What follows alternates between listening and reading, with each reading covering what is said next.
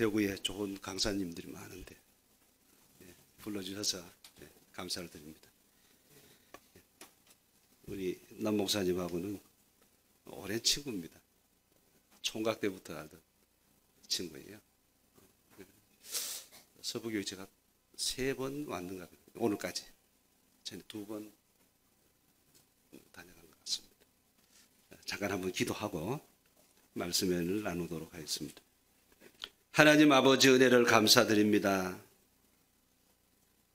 오늘 오후 시간은 특별히 학생들이 이렇게 마음을 모으고 뜻을 모아서 헌신 예배를 드립니다. 하나님께서 학생들의 아름다운 헌신을 기쁘게 받으시고 한없는 은혜를 베풀어 주옵소서. 또 이 헌신 예배에 동참한 우리 서부 가족들 한 사람 한 사람 기억해 주시고 이 오후 시간에 넘치는 은혜를 베풀어 주옵소서. 예수님의 이름으로 기도하옵나이다. 아멘. 우리 옆 사람과 한번 인사 나누고 말씀을 나누도록 하겠습니다. 하나님께 쓰임 받는 사람이 됩시다.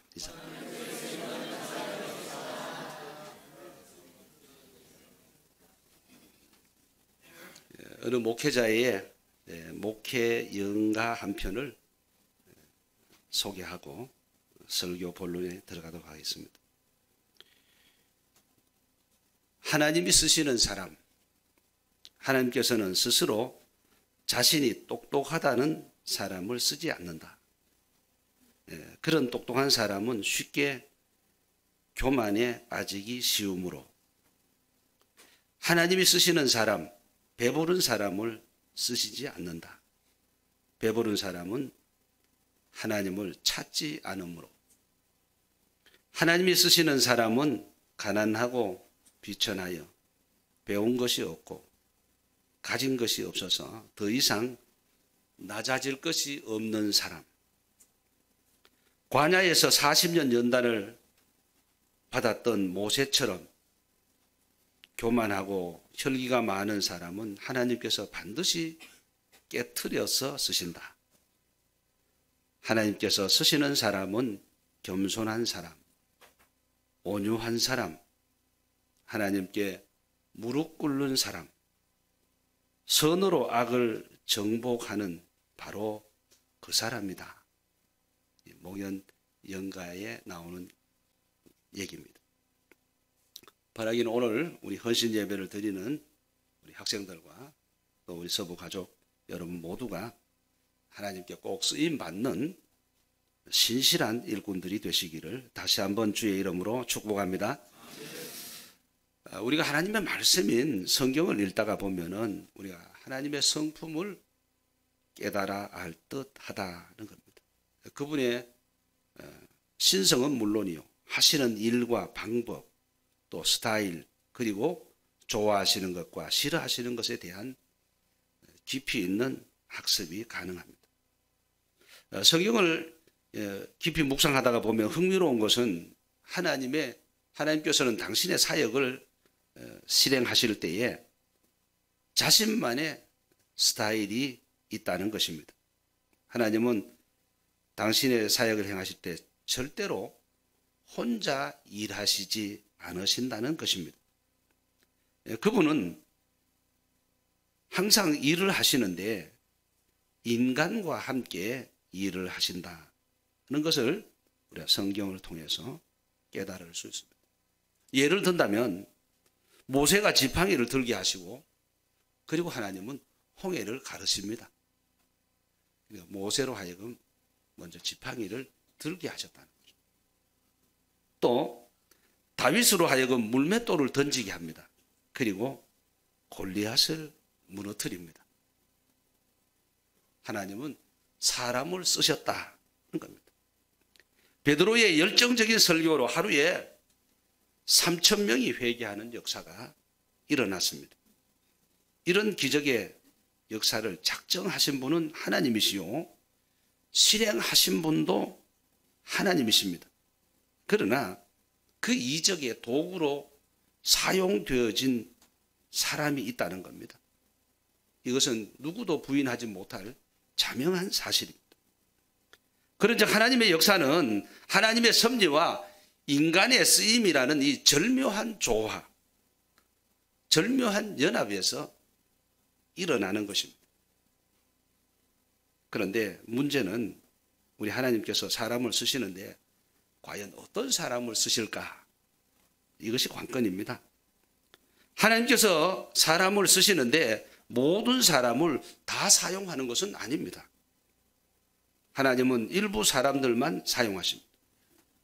우리가 하나님의 도구로 일생을 살아간다는 것, 이것이 인간이 추구하고 있는 아마 최고의 선이라고 생각이 됩니다. 특히 하나님이 나를 필요로 하신다. 하늘과 땅을 창조하신 전지전능하신 하나님이 부족한 것을 뻔히 아시면서도 나를 들어 사용하신다는 사실을 우리가 알게 되고 깨닫게 되는 것이 더욱 귀중한 것입니다. 하나님이 쓰시는 사람이 된다는 것, 그 자체가 참으로 귀하고 복된 일입니다. 오늘 본문 말씀에 보면은 하나님이 한 시대를 통하여 쓰신 사람, 한 사회를 구원하시고 한 시대를 일깨우기 위하여 주께서 사용하신 사람이 등장하는데 그 사람은 바로 온니엘이라는 사사입니다.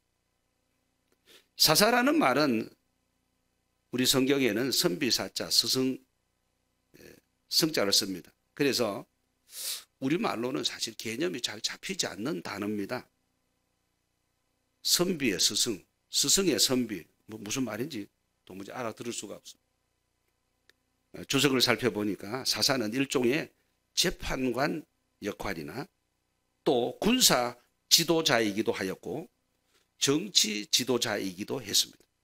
특히 사사는 여러 가지 면에서 비상시국에 나라의 일을 감당하는 사람입니다. 팔방미인격입니다. 지도자예요. 리더입니다. 사사는 아직 인정되지 못한 사회의 일시적인 제도였다고 볼 수 있습니다. 특히 사사 온니엘이 살던 시대에 이스라엘 백성들은 여호와 앞에 큰 악을 행하였고 점차 하나님을 망각하던 시대였습니다. 하나님께서는 그 징계로 이스라엘 백성들의 대적이었던 이 메소포타미아 왕 구산 니사다임이라는 이 악명 높은 사람을 내세워서 침략자의 손에 맡겨버립니다. 그래서 이스라엘 백성들은 이 구산 니사다임 침략자에 의해서 무려 8년 동안 짓밟혀 노예 생활을 하게 됩니다. 이스라엘 백성들은 노예의 삶을 통해서 그 고통 가운데서 비로소 하나님을 찾게 됩니다. 주님의 도우심을 구하면서 부르짖기 시작합니다. 그때 이스라엘 백성을 구하기 위해 하나님이 사용하신 사람이 바로 온니엘이라는 겁니다. 온니엘은 사사기에 등장하는 첫 번째 사사입니다. 우리는 온니엘을 보면서 중요한 질문 한 가지를 던집니다. 이 사람이 하나님이 쓰실 만한 조건은 과연 무엇이었을까? 왜 하나님이 온니엘을 사용하셨을까? 라는 질문을 하게 됩니다. 바라기는 이 질문을 가지고 오늘 오후 시간 이 헌신 예배 강론을 통해서 온니엘처럼 하나님께 쓰임 받는 헌신 예배를 드리는 우리 학생들과 또 우리 서부 가족 여러분 모두가 되시기를 다시 한번 주의 이름으로 축복합니다. 그럼 구체적으로 온니엘이 하나님께 쓰임 받은 조건이 뭐냐? 여기에 대해서 몇 가지 말씀을 드립니다. 첫째, 온니엘은 순종의 사람이었다는 겁니다. 온니엘이 하나님께 쓰임 받은 첫 번째 조건은 바로 순종의 사람이었기 때문입니다. 본문 9절에 보니까 이스라엘 자손이 여호와께 부르짖으며 여호와께서 이스라엘 자손을 위하여 한 구원자를 세워 그들을 구원하게 하시니 그는 곧 갈렙의 아우 그나스의 아들 온니엘이라 이렇게 말했습니다. 여기 온니엘을 소개하는 대목이 아주 흥미롭습니다. 이스라엘 자손이 여호와께 부르짖으며 여호와께서 이스라엘 자손을 위하여 한 구원자를 세워 그들을 구원하게 하시니 그는 곧 갈렙의 아우 그나스의 아들 온니엘이라. 장황한 설명을 하고 있습니다. 일반적으로 성경의 인물을 소개할 때 누구의 아들 아무개라는 식으로 소개하는 것이 통상 관례입니다.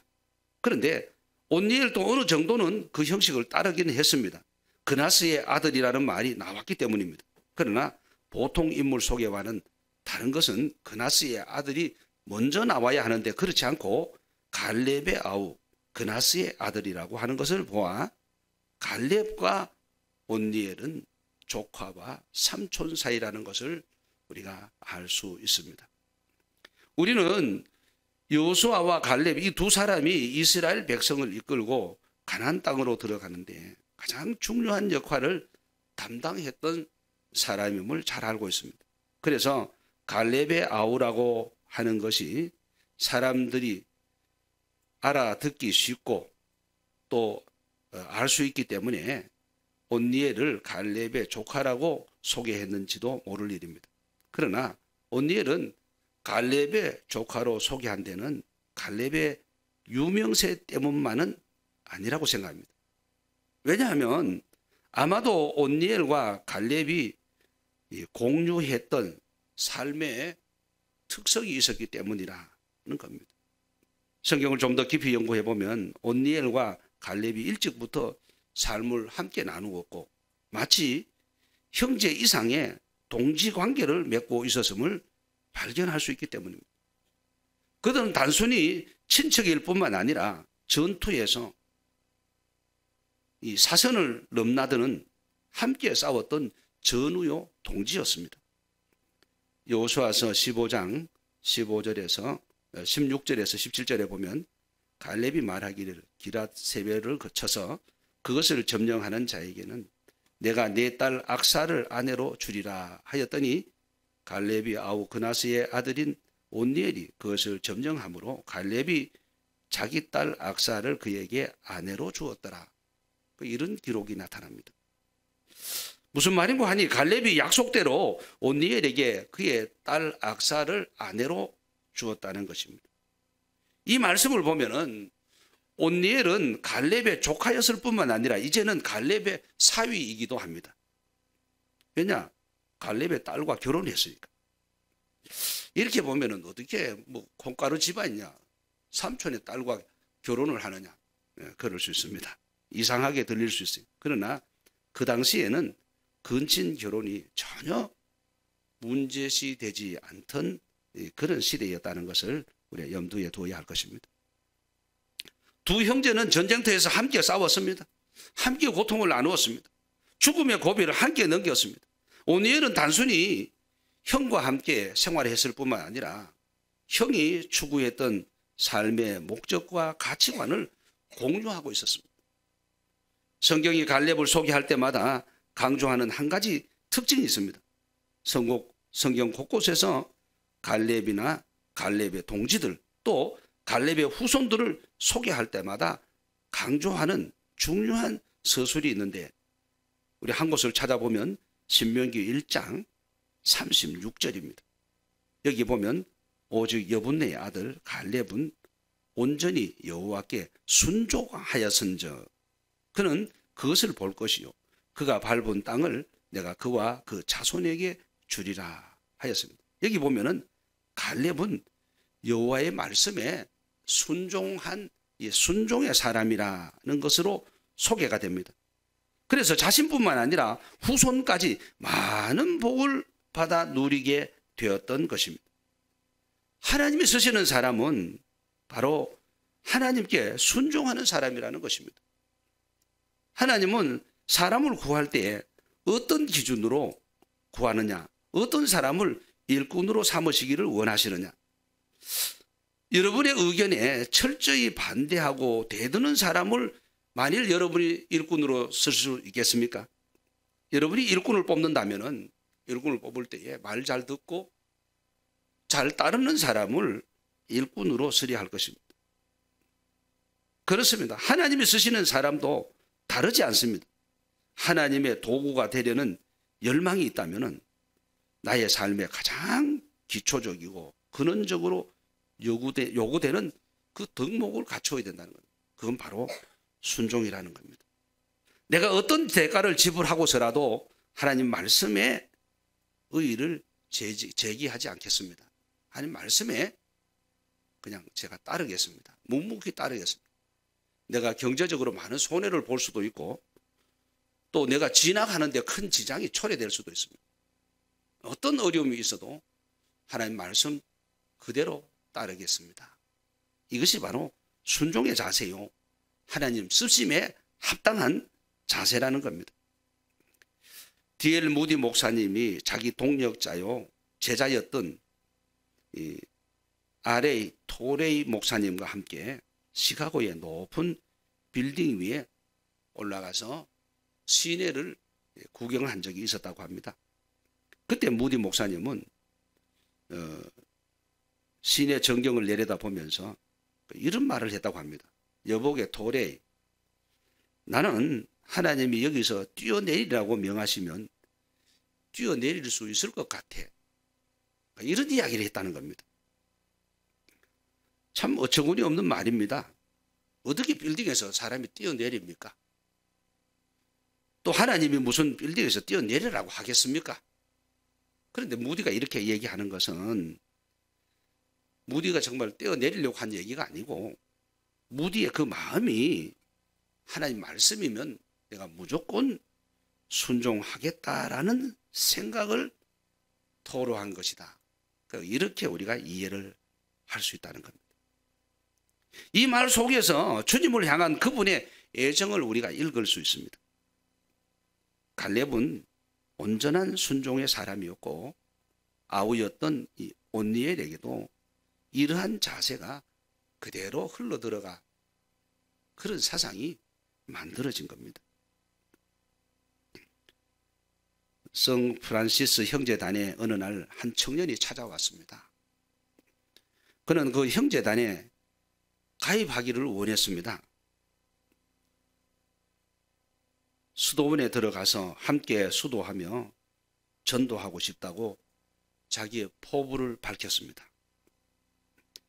형제단의 위원회는 열의가 가득한 이 청년을 받아들일 것인가 말 것인가 고심을 하게 되었습니다. 그때 마지막으로 프란시스가 젊은이에게 과제를 하나 주었습니다. 젊은이, 저기 배추 한 포기가 있는데 저 배추를 한번 거꾸로 심어 보겠는가? 이런 과제를 줬습니다. 왜 프란시스가 이런 과제를 주었겠습니까? 그것은 내 상식에 맞지 않고 내 생각에 합하지 않아도 영적인 스승의 지시에 순종할 마음이 있느냐, 이것을 시험하고자 했던 것입니다. 그렇습니다. 하나님은 오늘도 순종하는 사람을 찾으십니다. 얼토당토한 이야기가 성경에 툭툭 튀어나옵니다. 100세에 얻은 아들 이삭을 번제로 바쳐라. 여러분 이해됩니까? 저는 머리가 나빠서 그런지 몰라도 절대 이해 안 됩니다. 어떻게 아들을 번제로 하나님 앞에 바칩니까? 아들이 무슨 송아지입니까? 얌생입니까? 예. 왜 아들을 바치라고 그래요? 그것도 100세에 줘놓고. 도무지 이해되지 않는 이야기를 하나님 하시는 겁니다. 하나님 뭘 보시는 겁니까? 뭘 시험하는 겁니까? 아브라함아, 네가 순종할 마음이 있느냐? 그걸 보신 거예요. 그러니까 아브라함이 바치겠습니다. 그리고 이삭을 잡으려고 칼을 뽑아드니까 그제서 뭐라고 합니까? 멈춰라! 하나님이 더 급해지신 거죠. 그렇습니다. 여러분, 우리가 하나님께 쓰임 받는 방법이 뭐 복잡한 게 아니에요. 나는 뭐 죽어도 충성, 손해봐도 충성, 나는 무조건 하나님 말씀에 순종하겠다. 이거 하나 가지면은 우리는 되는 겁니다. 쓰임 받을 수 있는 겁니다. 하나님이 쓰실 줄 믿습니다. 헌신 예배를 드리는 우리 학생들과 또 우리 서버가족 여러분 모두가 하나님 말씀에 절대적인 순종, 그래서 귀하게 아름답게 쓰임 받으시기를 주의 이름으로 축복합니다. 오다가 보니까 성전 부지 텄다고 있다고 우리 부목사님이 얘기하더라고요. 아이고, 길가로 나와서 참 너무너무 좋고 그런데요. 여러분, 복 있는 사람은요, 성전 지을 때 절대로 도망가지 않습니다. 복 받을 사람은 끝까지 붙어 있는 거예요. 끝까지 충성하는 사람입니다. 할렐루야. 슬금슬금 도망가는 사람은요, 복을 제 발로 차는 거예요. 그렇습니다. 우리는 정말 하나님께 쓰임받는 조건을 가져야 되는데, 첫 번째 조건이 바로 순종이다, 이렇게 말씀을 드렸습니다. 자, 그럼 두 번째는 뭔가? 두 번째가 기대되지 않습니까? 온니엘은 바로 성령의 사람이었습니다. 온니엘이 하나님께 쓰임받는 두 번째 조건은 성령의 사람이었기 때문에 그 하나님께 쓰임받았다는 겁니다. 온니엘은 순종의 사람이었을 뿐만 아니라 그는 성령의 사람이었습니다. 오늘 본문 10절에 보니까 여호와의 영이 그에게 임함으로 그가 이스라엘의 사사가 되어 나아가서 싸울 때 여호와께서 메소포타미아 왕 구산 리사다임을 그의 손에 넘겨 주심에 온니엘의 손이 구산 리사다임을 이기니라, 이렇게 말했습니다. 여기 보니까 여호와의 영이, 성령이 그에게 임하였다는 사실입니다. 할렐루야. 온니엘이 하나님께 쓰임받는 사사가 된 것은 하나님의 영이 임했기 때문이라, 그렇게 말했습니다. 구산 리사다임과 싸워서 이길 수 있는 비결도 하나님의 영이 임했기 때문인 줄로 믿습니다. 하나님의 영, 즉 성령의 사역은 앞으로 사사들의 행적에 계속해서 드러나는 삶의 특성입니다. 성령이 사사들에게 임했다는 표현이 매번 등장합니다. 사사들은 모두 완벽한 사람이 아니었습니다. 우리와 똑같았습니다. 밥 먹고 잠자고 화장실 가고 다를 게 하나도 없었습니다. 그런데 그들이 훌륭하게 사역을 감당할 수 있었던 것은 사사들에게는 성령이 임하였고, 오늘 우리에게는 성령이 임하지 않으니까 좀 비실비실하는 거예요. 내가 지금 좀 비실비실하는 것 같아도 성령이 임하면 사사들처럼 귀하게 아름답게 또 서부교회를 세우는데 쓰임받을 줄 믿습니다. 그렇습니다. 사사들도 우리와 결코 다르지 않습니다. 실수도 많고 또 연약해질 수도 있고 또 자주 넘어지기도 하고 연약한 인간의 약점을 다 가지고 있는 그런 사람들이었습니다. 그럼에도 불구하고 주께서 이들에게 성령이 임하게 하시고 그래서 사사로 한 시대에 쓰임받게 하셨던 겁니다. 그렇습니다. 주께서 사사들을 쓰신 이유가 바로 여기에 있었습니다. 사사들은 하나님께 순종하는 사람이었고, 그리고 사사들은 순종할 뿐만 아니라 성령의 기름 부으심을 받은 자들이었다는 것입니다. 그래서 하나님께서 그들이 하나님의 일을 잘 감당할 수 있도록 모든 능력을 공급해 주셨던 것입니다. 사도행전 5장 32절에 보니까 순종하는 사람들에게 주신 성령도 그러하니라, 이렇게 말했습니다. 또 마태복음 10장에 보시면 예수님께서 제자들을 짝지어 전도하러 보내실 때에 먼저 하신 일이 있습니다. 1절에 보니까 예수께서 그의 12제자를 부르사 더러운 귀신을 쫓아내시며 모든 병과 모든 약한 것을 고치는 권능을 주시니라, 이랬습니다. 예수님이 12제자를 부르시고 이들에게 감당할 수 있는 권능을 주셨어요. 그래서 이 권능을 가지고 제자의 사명을 잘 감당했던 겁니다. 제자들이 전도하는 과정에서 부딪히는 온갖 역경과 난관을 극복할 수 있도록 먼저 그들에게 힘과 능력을 부어주셨습니다. 또 제자들에게 귀신을 쫓아내고 병자를 고치고 약한 자를 위로하고 세워주는 이 권능을 갖게 한 후에 파송하셨다는 겁니다. 뿐만 아니라 이런 약속을 하셨습니다. 19절에서 20절에 보면 너희를 넘겨줄 때에도 어떻게 또는 무엇을 말할까 염려하지 말라. 그때에 너희에게 할 말을 주시리니 말하는 이는 너희가 아니라 너희 속에서 말씀하시는 이 곧 너희 아버지의 성령이시라 하였습니다. 그렇습니다. 어떻게 또는 무엇을 말할까 염려하지 않도록 그에게 무슨 말을 할 것을 주시리니 말하는 일은 너희가 아니고 너희 속에서 말씀하시는 곧 아버지의 성령이시라. 그렇습니다. 주님, 제가 주님의 말씀에 순종해서 하나님이 원하시는 대로 하나님이 명하시는 대로 나아가서 전도하겠습니다 라고 하면 나머지는 주님께서 알아서 해결해 주신다는 것입니다. 무슨 재주가 있어서 하나님 앞에 내가 쓰임 받겠다, 그거 아니라는 겁니다. 세상에는 재주 있는 사람들이 많습니다. 재능이 뛰어난 사람들 허다합니다. 그런데 그들이 다 하나님 앞에 쓰임 받는 사람들은 아니라는 겁니다. 우리 생각에 하나님이 저토록 재주가 많고 재능이 뛰어난 사람들을 쓰시면 얼마나 좋을까 하는 아쉬운 생각이 듭니다. 그러나 어떤 사람에게 뛰어난 능력이 있다고 해도 그가 하나님께 다 쓰임 받는 것은 아니에요. 왜 그러냐? 하나님과 사람과 그가 가진 재능은 하나님 보실 때는 별로 그렇게 중요하지 않다는 겁니다. 하나님이 중요하게 생각하는 것은 이 사람이 정말 순종의 사람인가? 이 사람이 정말 성령 충만을 받은 사람인가? 이게 중요한 거예요. 하나님이 쓰시고자 하실 때는 헌신할 용의가 있느냐? 이게 문제입니다. 재능보다도 순종입니다. 자질보다도 순종입니다. 순종이 자질보다 앞섭니다. 순종이 재주보다 앞섭니다.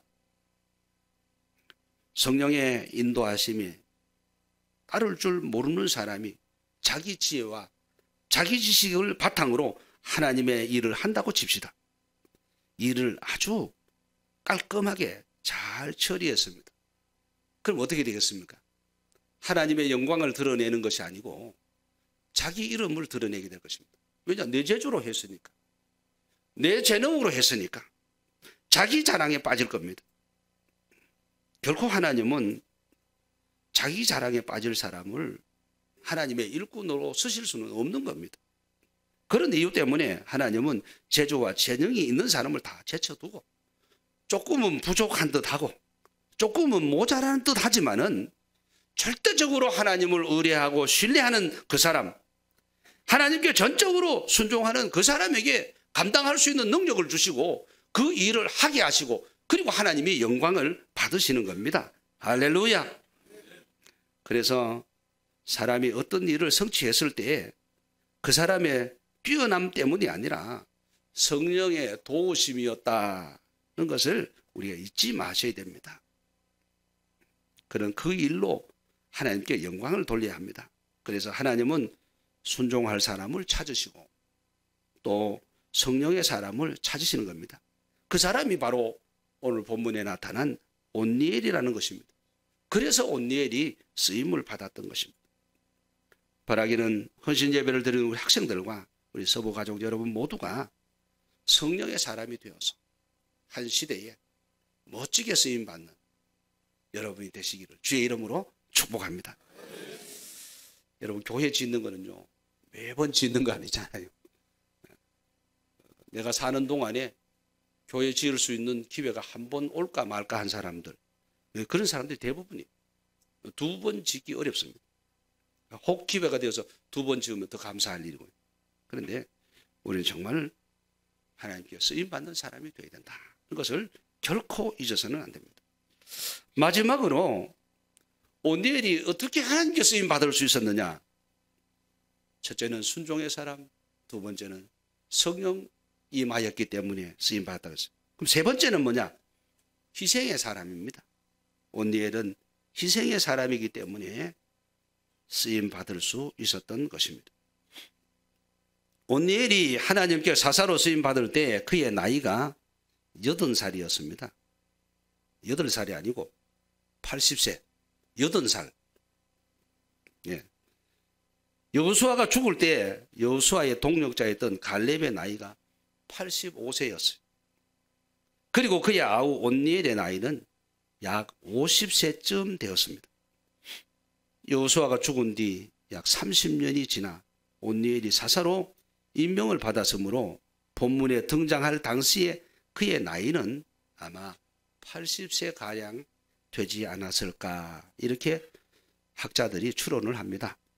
만일 여러분이 80세쯤 되었는데 나머지 인생 내가 어떻게 살아야 될까 한다면은 여러분 어떻게 살고 싶습니까?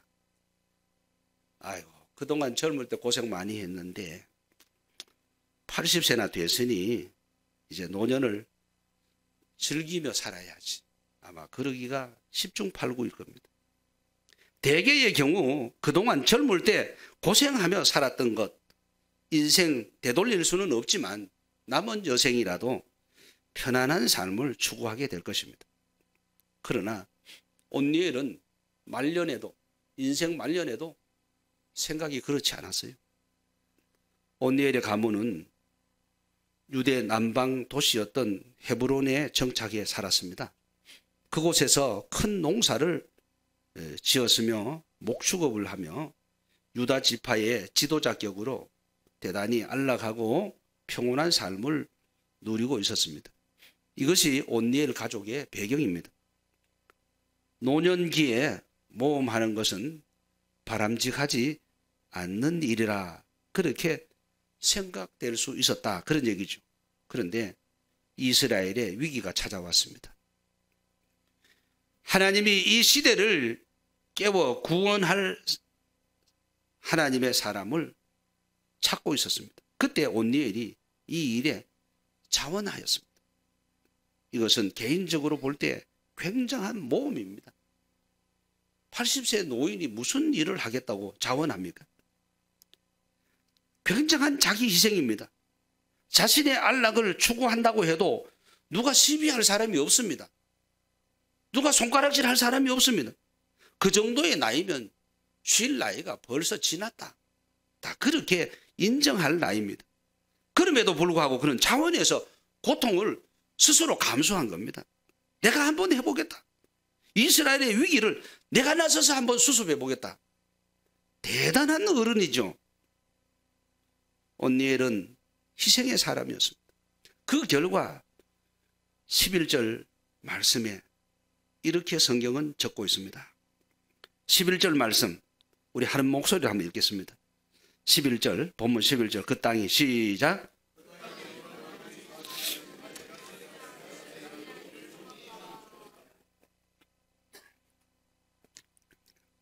그렇습니다.